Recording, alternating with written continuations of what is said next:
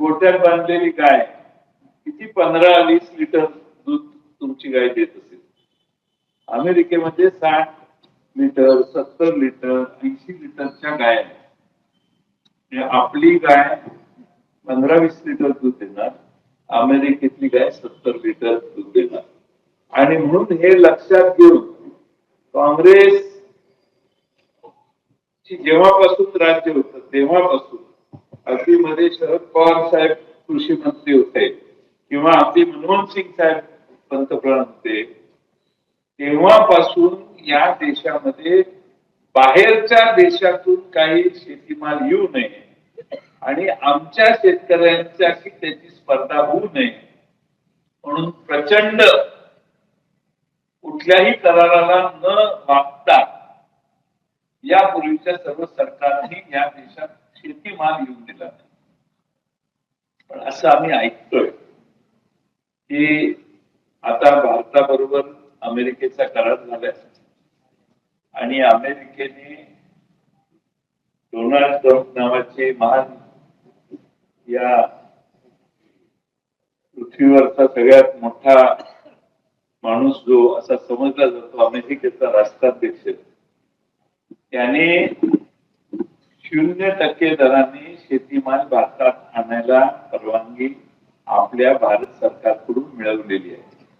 कशी मिळवली, काय मिळवली याच्यावर आज मी बोलत नाही, ते परत पुढच्या वेळी बोलू. पण 0% कर लावल्यामुळं आता अमेरिकेतल्या 70 लिटर गाईचं दूध इकडे आलं किंवा दुधाचे पदार्थ आले, ते आपल्याला झेपणार आहे का? आपल्या गोठ्यात बांधलेली गाय 15 आणि 10 आणि 17 लिटर दूध देणारी ती इकडच्या 70 लिटर बरोबर कशी स्पर्धा करणार? तुम्ही सोयाबीन लावलं, सोयाबीन 5,000-6,000 रुपये दराला, तिकडे 4,000 रुपये सोयाबीन आलं, तर तुम्ही कसं काय सोयाबीन लावणार?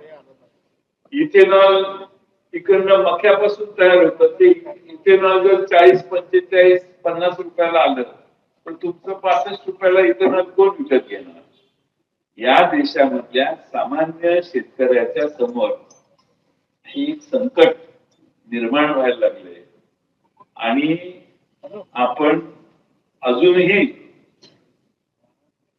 आपल्याला वाटतं की ठराविक पक्ष फार लोकप्रिय, त्याच्या मागे गेल्यावरच आपला उद्धार होतो, कारण ते आपल्याला वेगवेगळ्या वेळी आपल्या खात्यात पैसे येतात, त्याचा आनंद आहे. सगळ्या आमच्या भगिनींना तर जास्त आनंद आहे.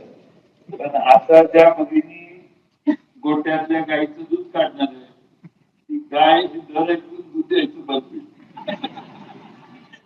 बघा तुम्ही ऊस लावायला लागल्यानंतर ऊसाला इथेनॉलचं मार्जिन आपलं जर गेलं तर आपला अजून दर कमी येणार. आपली परिस्थिती बिघडण्याची शक्यता फार मोठी आहे. त्यामुळे आता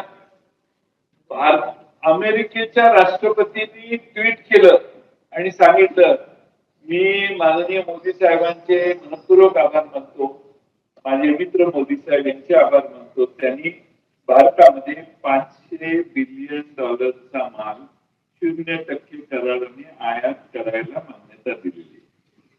500 बिलियन म्हणजे काय माहितीये का? 4.25 ते 4.5 लाख कोटी रुपये माल अमेरिकेतून भारतात येणार. त्याच्यावर एकही रुपया भारत सरकारच्या तिजोरीत कर म्हणून मिळणार नाही. आणि तो आला, तुझ्या हा माईक आहे तर माईक तिकडचा माईक हा जर 200 रुपयाचा माईक असेल तर तिथला 150 रुपयाचा माईक आला तर भारतातला मध्यमवर्गीय माणूस तुमची थोडी आठवण काढणार आहे. दूध स्वस्तात मिळालं, शिव्या देतील.